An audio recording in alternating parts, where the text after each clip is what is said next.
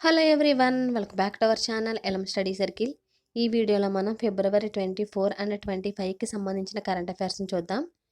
First bit కనుక చూసినట్లయితే, జమ్మూ కాశ్మీర్లో 33వ పోలీస్ పబ్లిక్ మేళాను ఎవరు ప్రారంభించారు?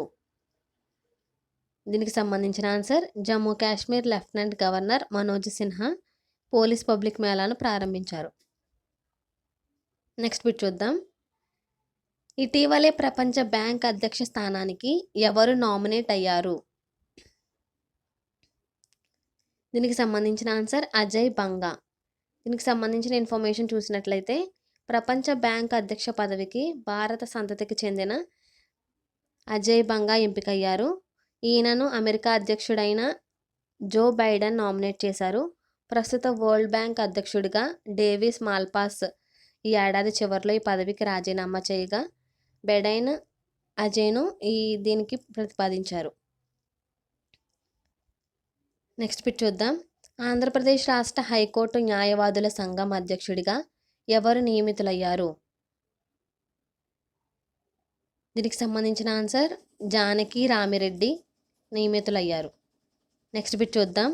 జాతీయ సంగీత నాటక అకాడమీ అవార్డులను 2019, 2020, 2021 సంవత్సరాలకు గాను ఎంతమంది కళాకారులు అవార్డులు అందుకున్నారు? దీనికి సంబంధించిన ఆన్సర్ 128 మంది.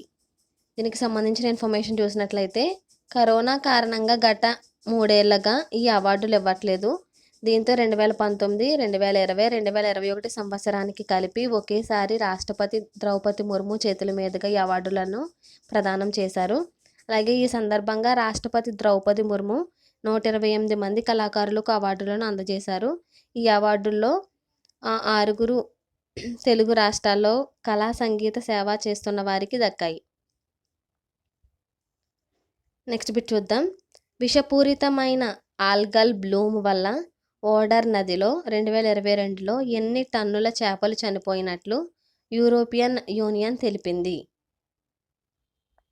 దీనికి సంబంధించిన ఆన్సర్ 100 టన్నులు. ఈ ఆల్గల్ బ్లూమ్ని రెడ్ టైడ్స్ అని కూడా అంటారు. నెక్స్ట్ బిట్ చూద్దాం. భారతదేశంలో మొట్టమొదటిసారిగా వ్యర్థాల నుండి హైడ్రోజన్ను తయారు చేసే ప్లాంట్ను ఎక్కడ నిర్మిస్తున్నారు? దీనికి సంబంధించిన ఆన్సర్ పూణేలో వ్యర్థాల నుండి హైడ్రోజన్ను తయారు చేసే ప్లాంట్ అనేది నిర్మిస్తున్నారు. దీని నిర్మాణానికి 430 కోట్లు ఖర్చు అవుతున్నట్లు కేంద్రం ప్రకటించింది. నెక్స్ట్ బిట్ చూద్దాం. మేసీ 2 విన్యాసాలు ఏ దేశాల మధ్య జరిగాయి?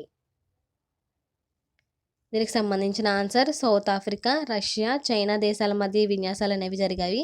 ఇవి హిందూ మహాసముద్రంలో నిర్వహించారు. నెక్స్ట్ బిట్ చూద్దాం. కృత్రిమ వజ్రాల తయారీ కేంద్రాన్ని ఎక్కడ ఏర్పాటు చేయాలని కేంద్రం ప్రతిపాదించింది? దీనికి సంబంధించిన ఆన్సర్ ఐఐటి మద్రాస్లో. దీనికోసం 242.96 కోట్లు కేటాయించింది. నెక్స్ట్ బిట్ చూద్దాం. 12వ వరల్డ్ హిందీ సదస్సు 2023లో ఏ దేశంలో జరిగింది? దీనికి సంబంధించిన ఆన్సర్ ఫీజీ. నెక్స్ట్ బిట్ చూద్దాం. మిస్ వరల్డ్ 2023 పోటీలకు ఆతిథ్యం ఇవ్వనున్న దేశం ఏమిటి? దీనికి సంబంధించిన answer United Arab Emirates. Next bit చూద్దాం. మాతృభాషల్లో తీర్పును ప్రచురించిన తొలి హైకోర్టు ఏది? దీనికి సంబంధించిన ఆన్సర్ కేరళ. నెక్స్ట్ బిట్ చూద్దాం. ఇటీవలే Mumbai Churchgate railway station పేరును ఏ విధంగా మార్చారు? దీనికి సంబంధించిన answer C D Deshmukh. Mumbai Churchgate railway station పేరును సిడి దేశ్ముఖ్గా మార్చారు. ఈ సిడి దేశ్ముఖ్ గురించి మనం చూద్దాం, ఒకసారి తెలుసుకుందాం ఇన్ఫర్మేషన్. చింతామన్ ద్వారకానాథ్ దేశ్ముఖ్, దీన్ని సిడి దేశ్ముఖ్ అని కూడా పిలుస్తారు. భారతీయ రిజర్వ్ బ్యాంకు మొదటి భారతీయ గవర్నర్.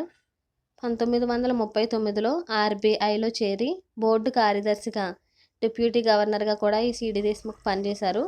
ఆగస్టు 1943లో అతను ఆర్బీఐ గవర్నర్గా నియమితులయ్యారు.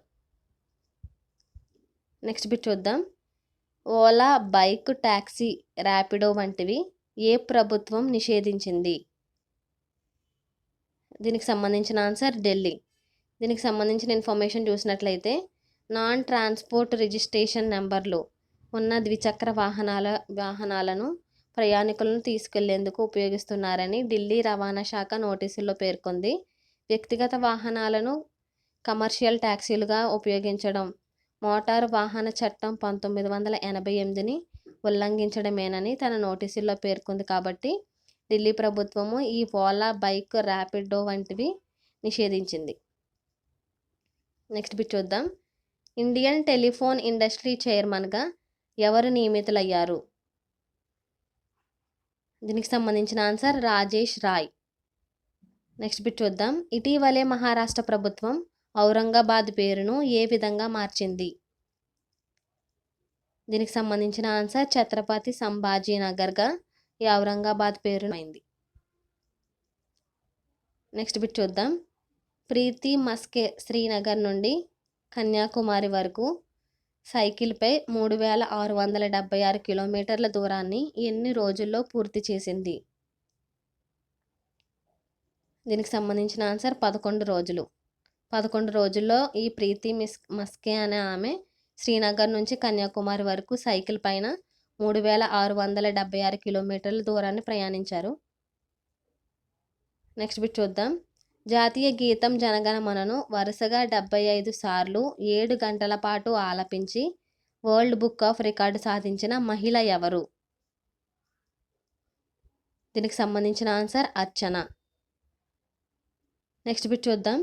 సేవల వాణిజ్య నియంత్రణ సూచీలో 2023లో భారత్ ఎన్నో ర్యాంకులో ఉంది? దీనికి సంబంధించిన ఆన్సర్ 47వ ర్యాంకులో ఉంది. మొదటి స్థానంలో అయితే జపాన్, రెండవ స్థానంలో యూకే, మూడవ స్థానంలో నెదర్లాండ్ ఉన్నాయి. అలాగే భారత్ అనేది 47వ ర్యాంకులో ఉంది. ఓకే ఫ్రెండ్స్, ఈ వీడియో కనుక నచ్చినట్లయితే లైక్ చేయండి.